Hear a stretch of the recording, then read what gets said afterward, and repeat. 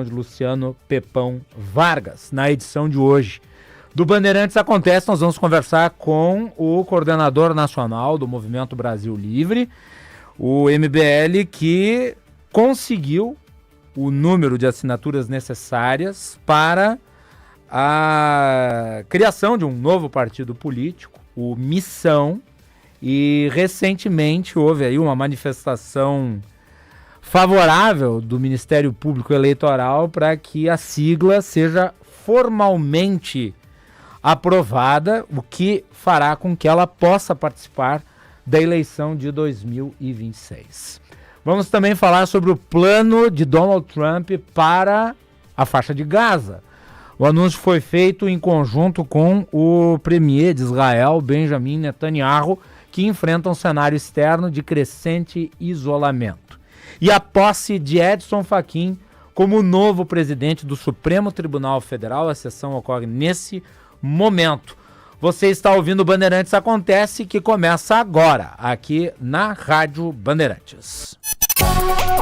Saber, entender, compreender, conhecer, descobrir, ouvir. Bandeirantes Acontece. Acontece. Aqui a análise das notícias mais importantes do dia.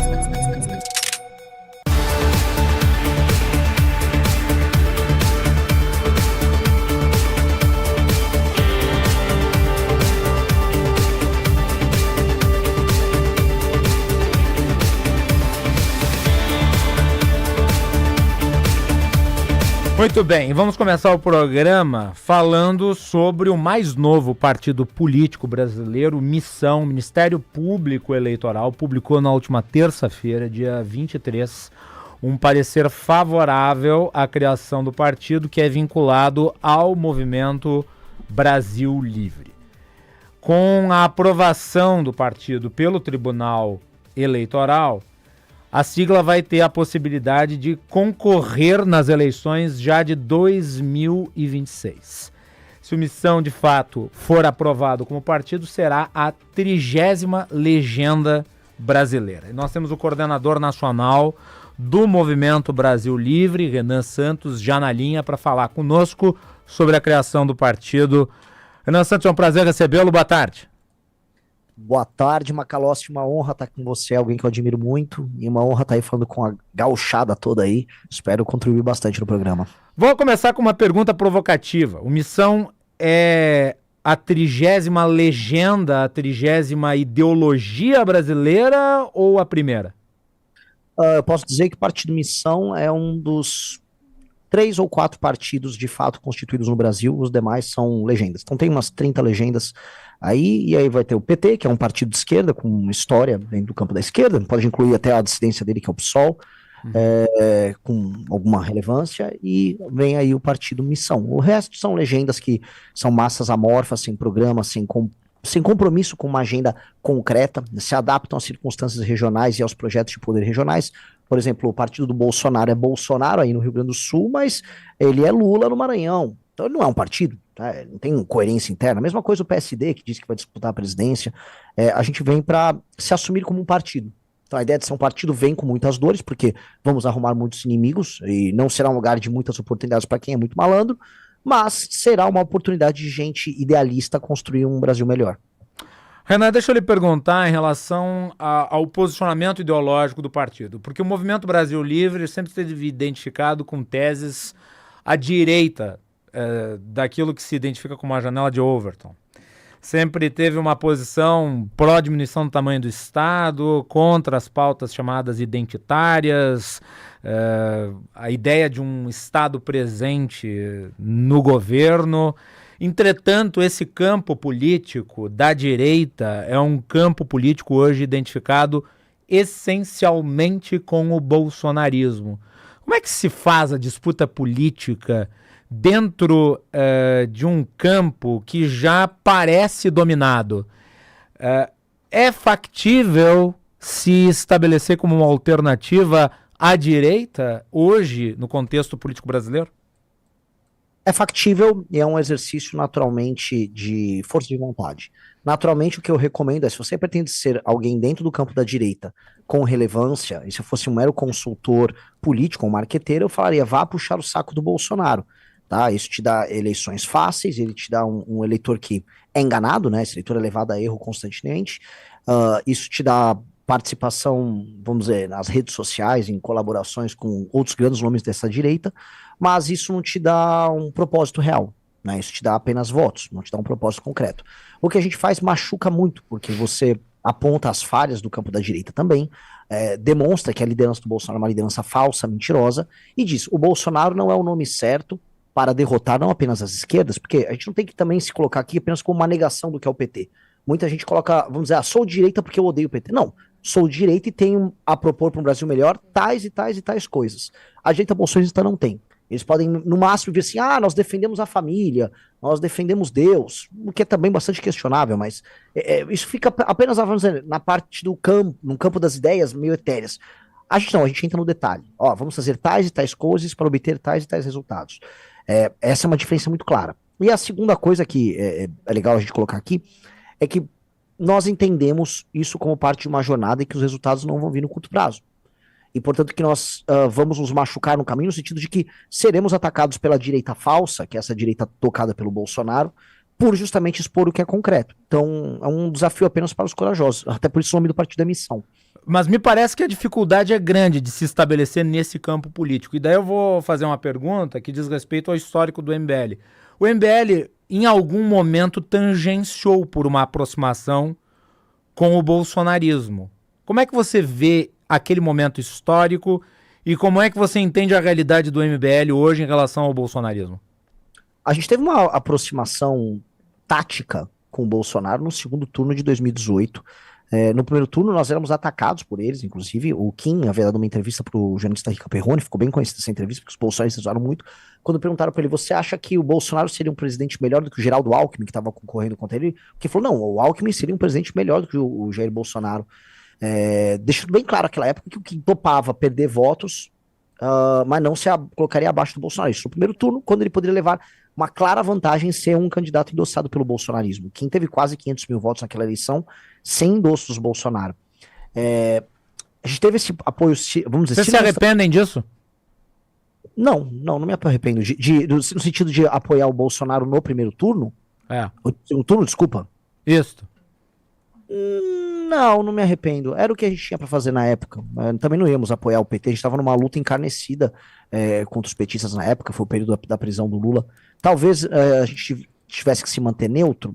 Sim, talvez se manter neutro, igual nós fizemos em 22, fosse o caminho, vamos dizer, eticamente mais correto, mas na época não dava para saber. Havia um grande otimismo na ideia de direita no Brasil. A direita, até a eleição do Bolsonaro, é legal fazer essa retrospectiva, porque deve ter bolsonaristas assistindo o seu programa, Guilherme, e eu aproveitar essa oportunidade para explicar. De 2014 até 2018, a direita só ganhou. E foi justamente o período que o Bolsonaro não comandava a direita. Era a Operação Lava Jato, petista sendo preso, o cara do Centrão sendo preso, empresário corrupto sendo preso, era o petismo que caiu, era a PEC do teto, reforma trabalhista, fim do imposto sindical passando, ou seja, toda uma agenda mais pro nosso campo foi passando. E a gente estava vencendo. Então havia um otimismo e falou, o Bolsonaro tem todos esses defeitos, talvez o governo não seja tão ruim, haverá uma união da direita e tal. Erramos. Subestimaram o Bolsonaro em ser disruptivo.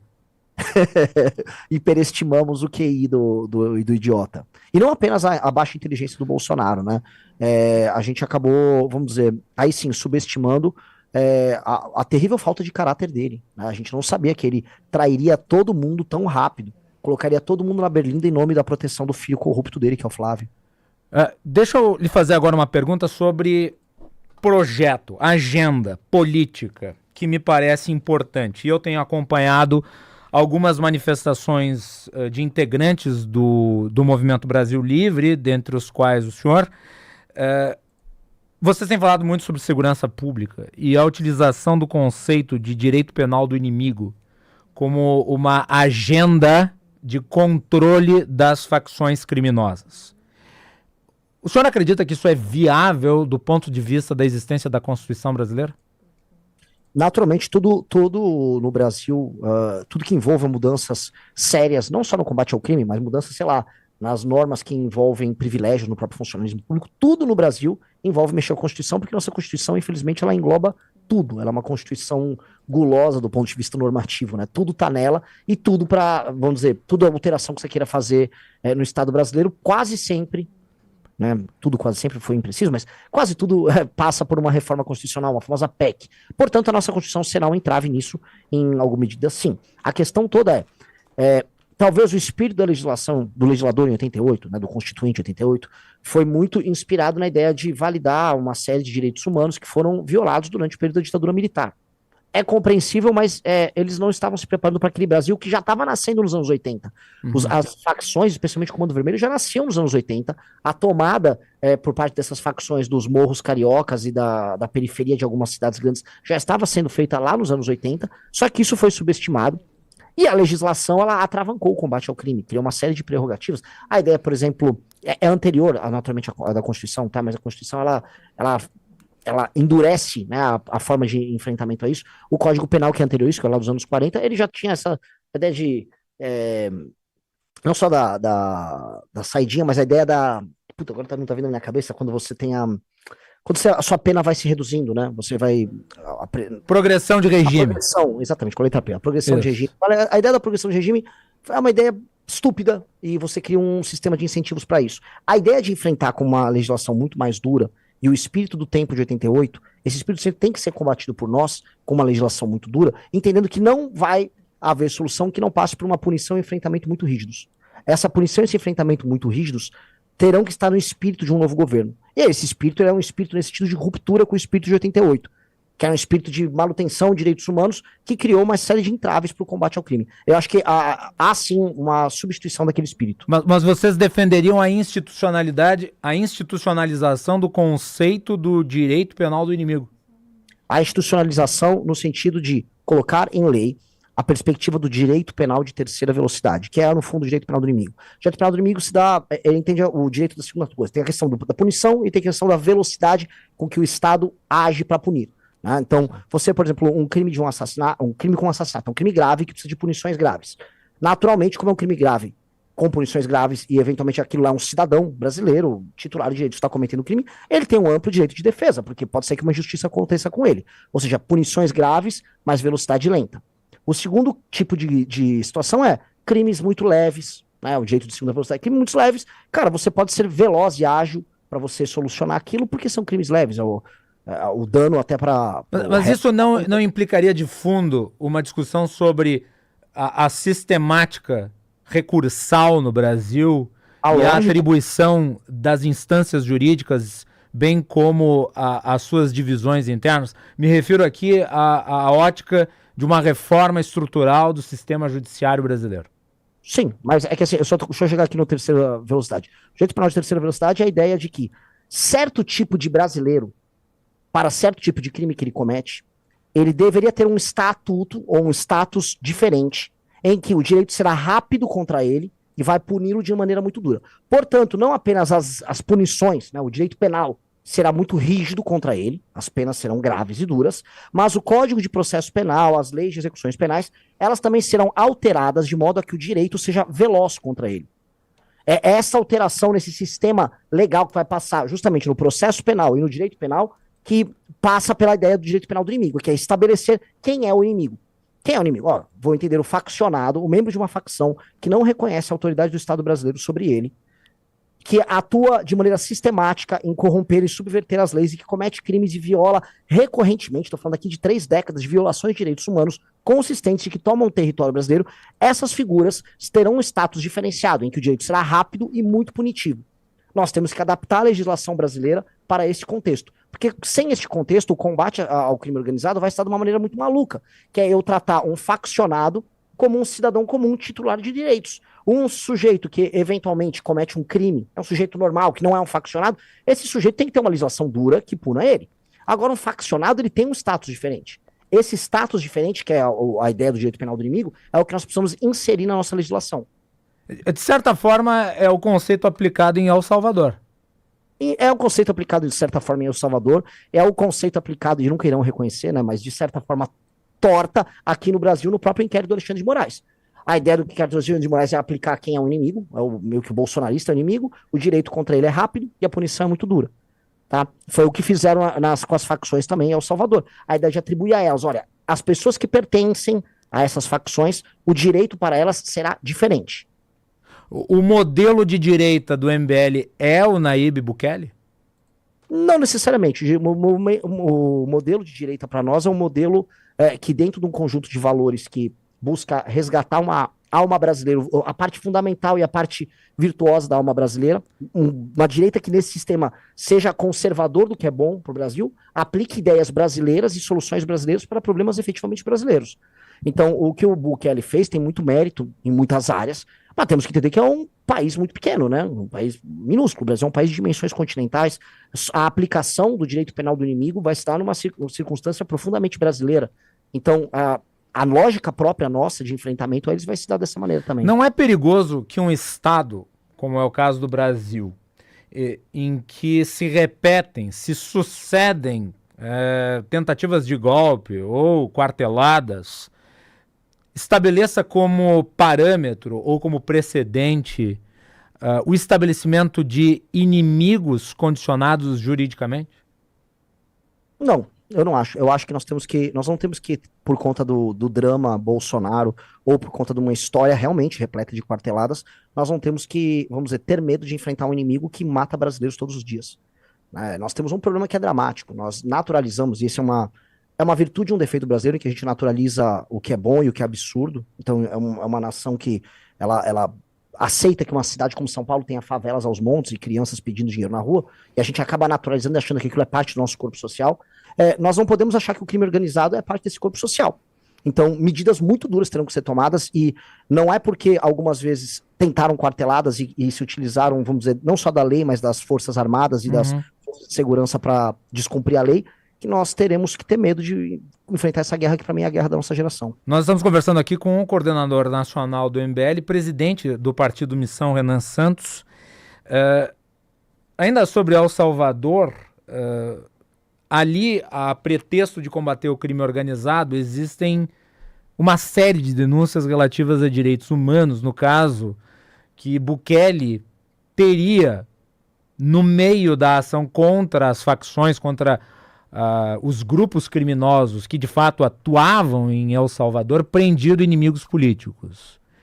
Isso não é uma margem para um ponto de interrogação sobre os efeitos colaterais danosos de tal política? Ainda mais se nós considerarmos, no contexto brasileiro, o grau de penetração do crime organizado nos, inclusive, grupos oficiais que combatem o crime? Eu concordo com você, e eu não duvido que, ainda mais num estado que historicamente é muito falho, como o estado de El Salvador, uma república, vamos dizer, uma das regiões mais conturbadas em termos de direitos humanos e democracia, que é a América Latina, né, que não tem esse tipo de coisa, e também não estou aqui fazendo uma defesa integral, não só do programa do Bukele, mas da pessoa do Bukele. Eu acho que o programa dele tem um acerto de ser muito duro e incisivo no combate ao crime, e isso apresentou resultados que são inegáveis. E eu acho que a dramaticidade da situação brasileira demanda soluções similares. Acho que se nós perguntarmos para qualquer brasileiro na rua, ele acredita que nós precisamos ter essas soluções. E por mais que não seja um defensor de Vox Populi, Vox Dei, porque as pessoas, e a maioria, ela comete erros e equívocos, eu acho que o homem público e uma liderança pública tem que topar fazer esse enfrentamento dramático. Temos que entender que o poder público e as polícias e os agentes do Estado são falhos, que necessariamente, tá, nós teremos que lidar com dificuldades e erros que vão acontecer, de uma operação policial que pode ter uma vítima injusta, até uma injustiça no sistema penal, mas dito isso, nós não podemos fugir da responsabilidade histórica, que é basicamente o cumprimento da Constituição. O cumprimento da Constituição é garantir o direito à vida e à integridade do território brasileiro. Falar um pouco sobre política.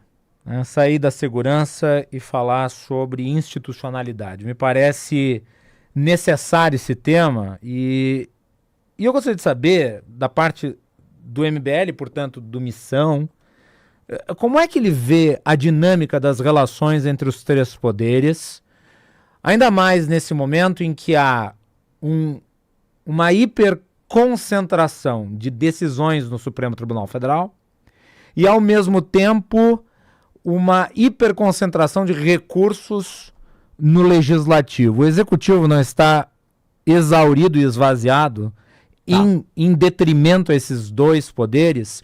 Como recuperar a autoridade do executivo, considerando as suas atribuições?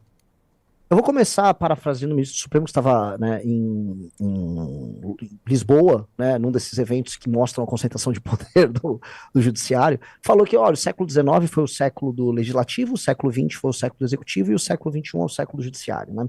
A ideia do espalhamento de poder numa nação defeituosa e corrupta como o Brasil, ela faz parte de um contexto de uma nação oligárquica em que o poder ele é repartido entre oligarquias as mais diversas. E uma oligarquia no século XXI, como a nossa, ela se dá de uma maneira nova, não é só oligarcas, vamos dizer, rurais, representantes de famílias, donas de determinadas regiões, como a gente conhece, os odoricos paraguaçus pelo Brasil. Não, um chefe de um sindicato que faz pressão no judiciário também, ele é um oligarca, um oligopólio de um determinado setor como bancário também é oligarca. A gente tem oligarcas de toda sorte que repartem o poder. O Brasil é a Rússia dos trópicos?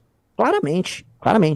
A gente só faz calor, mas se você for pegar todos os vícios russos, estão presentes aqui, né? A gente só não está atacando bomba nos vizinhos ainda, né? Mas acho que hoje a gente está atacando bomba na gente mesmo, então é complicada a nossa situação. A real, o que eu vejo, é naturalmente um sistema disfuncional. A Constituição de 88 ela foi construída de modo a atribuir muitos poderes ao legislativo. Ela foi pensada originalmente como uma Constituição parlamentarista, depois ela foi transformada, né, num modelo presidencialista, então ela é confusa nesse sentido, e como nós, e é um drama da nossa democracia, como os nossos gestores públicos são muito ruins, Guilherme, assim, a real, eu acredito, enquanto um liberal, nesse sentido do princípio da subsidiariedade, mas se você ir numa cidade no interior do Brasil, se for aí numa cidade no interior do Rio Grande do Sul, você vai ficar desesperado com o que você vê. Há uma ausência de capital humano capaz de fazer uma gestão boa para entregar bons serviços para as pessoas, salvo algumas exceções. Então, como o grande problema está no Poder Executivo, e o Poder Executivo é composto basicamente de pessoas que são eleitas pela população, e as pessoas também votam no Legislativo, em geral, trocam o seu voto por algum tipo de benefício. Então, a classe política é uma classe muito frágil do ponto de vista técnico, incapaz de tocar as grandes discussões nacionais e as discussões que importam nos municípios. Então, você vê um avanço do Judiciário e do Ministério Público, tanto no Poder Federal, então você vê o STF se colocando aqui como o adulto na sala. Então você tem, em geral, um presidente idiota, seja o Lula, seja o Bolsonaro, aí um legislativo completamente corrupto, uma confederação de ladrões, aí o STF se coloca, não, eu tô superior. Ele não está superior, mas sou superior a vocês porque eu sou mais ilustrado, mais inteligente, mentalidade Barroso. E aí ele começa a se miscuir e os outros não têm força para enfrentar. O legislativo não tem força moral e o executivo, em geral, é incapaz. Só que eu queria te comentar, isso acontece nos municípios. Nos municípios você tem uma participação, assim, bizarra do Ministério Público, promotores que se metem na gestão pública, muito pela fraqueza do Legislativo e do Executivo também se manter. Então, é um país doente, porque a gente não forma capital humano e a democracia, por mais que nós sejamos todos democratas, a democracia, o sistema de estímulo dela, o sistema de incentivo dela, faz com que idiotas assumam posições de poder. Isso é dramático. Qual é a mágica do MBL para lidar com essa realidade, principalmente na relação com o legislativo? Porque você falou há pouco, né, sobre a Confederação dos Picaretas, e daí eu lembrei dos 300 picaretas. Citação ao presidente Lula lá no início da sua carreira como candidato. E até lembro aqui em 2018... as falas anti-establishment de Jair e Eduardo Bolsonaro. O Centrão é, sem sombra de dúvidas, o corpo político mais coeso e permanente da política, vamos lá, desde a redemocratização, pegando aqui um período histórico curto. E vocês têm batido no Centrão tanto quanto batem no PT e tanto quanto batem no bolsonarismo. Como é que vocês fariam para administrar o país sem esse grupo? Primeira coisa, o Centrão, ele é o modelo de fábrica não só do político brasileiro, mas do homem brasileiro. O Centrão é o homem cordial do Sérgio Buarque de Holanda. O homem que mistura o público com o privado, a procura de glórias, mas não quer trabalho. Esse é o sistema de pensamento do Centrão. Aí você pode colocar um acessório, ele pinta ele de vermelho e vira um cara de esquerda, pinta de azul, pinta um cara de direita. Basicamente isso. Esse é um problema da mentalidade patrimonialista do Brasil. Isso não será alterado. Eu acho que isso está na alma do brasileiro, Guilherme, e nós não vamos conseguir alterar isso. Simplesmente a ideia de que a gente vai modernizar o Brasil e fazer com que nós brasileiros tenhamos uma mentalidade de uma burocracia weberiana, aquela coisa do século XIX que se adequou ao Estado liberal, isso não vai rolar. Então acho que eu dou isso como perdido porque seria alterar o brasileiro. Eu incorreria, tipo, eu vou mudar o homem brasileiro. Nós temos que mudar o sistema de incentivo, e esse é o ponto. Um governo nosso tem que entender que o Centrão tá lá, as pessoas vão eleger. Então eu não vou pegar, né, se eu virar um presidente da República, Centrão, vocês estão fora daqui. Eles vão virar, não, você que tá fora daqui, vão meter um impeachment em você e tchau. Né? Nós teremos que começar com um governo em que nós vamos ter que trazer para perto alguns elementos deles, trazer elementos deles para dentro do governo, mas não transformar o governo num governo deles, um governo essencialmente corrupto. Então, peraí, vocês admitem que o Centrão participaria do governo, ainda que acessoriamente? Se você não conseguir, se você não fizer isso, hoje no sistema nosso você não tem maioria. Só que aí entra o ponto. Nós temos que fazer uma alteração profunda no sistema de incentivos de um governo brasileiro em todas as esferas. E essa alteração tem que se dar na base. Esse deputado do Centrão só é eleito porque os partidos políticos têm um sistema de incentivos que faz com que a população vote naquele cara e aquele cara gere dinheiro pro partido. E aí esse cara manda a emenda pro prefeito na base dele, que elege ele e você fica replicando esses caras que são um fim em si. Tem que ser alterado. O que nós vamos propor, que é a grande reforma administrativa nossa, é que todo o sistema de incentivos, de emenda, de envio de verba, do Fundo de Participação dos Estados, Fundo de Participação dos Municípios, se dê através de resultados claros, com indicadores claros dos municípios e dos estados. Tanto que o foco nosso é dinheiro é baseado no resultado do prefeito e do governador, e não do deputado. Agora, idealisticamente me parece muito adequado isso. A pergunta que fica é: esse status quo aceitaria esta alteração profunda que não os beneficiaria? Em condições normais de temperatura e pressão, eles não fariam isso. Não fariam isso. Porque, novamente, isso não os beneficiaria. Agora o Brasil está batendo no muro. O próximo governo, o próximo presidente da República vai precisar fazer reformas profundas, porque a gente vai ter um estouro das contas públicas em 2027 e 2028. A dúvida é em qual dos anos, mas o presidente da República terá que fazer grandiosas reformas. Ou haverá um crash. O próprio Centrão sabe disso. Todos eles sabem. E nessa mudança, alguns vão se adequar melhor, outros não. Eu tenho certeza que se eu apresentar para um dirigente partidário do Centrão, como o Kassab, uma reforma dessas, um cara como o Kassab vai concordar, porque ele é um dirigente partidário superior a um Ciro Nogueira, por exemplo. Então aí a gente tem que ir dividindo eles e tem que fazer um convencimento geral de que uma reforma tem que passar. É difícil? Mas eu vou provocar aqui. Fernando Henrique Cardoso, quando foi presidente da República, ele passou legislação com o voto do Centrão, que, vamos dizer, atacava esses mesmos interesses. A lei de responsabilidade fiscal atacava um modelo de gestão pública dos municípios, em especial, baseado no calote.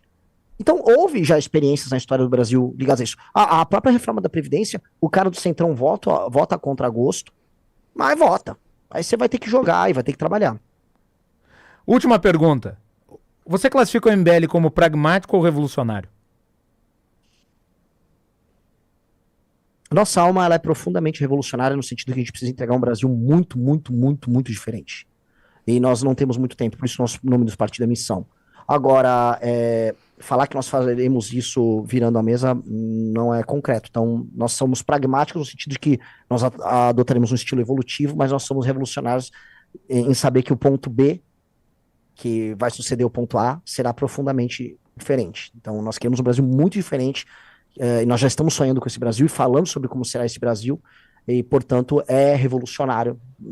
É o que eu digo, assim, o espírito punk rock tem que estar vivo nisso. Renan Santos, presidente do Partido Missão, obrigado pela participação aqui no Bandeirantes Acontece na Rádio Bandeirantes. Muito obrigado, Guilherme. Muito bem. Vamos fazer um intervalo.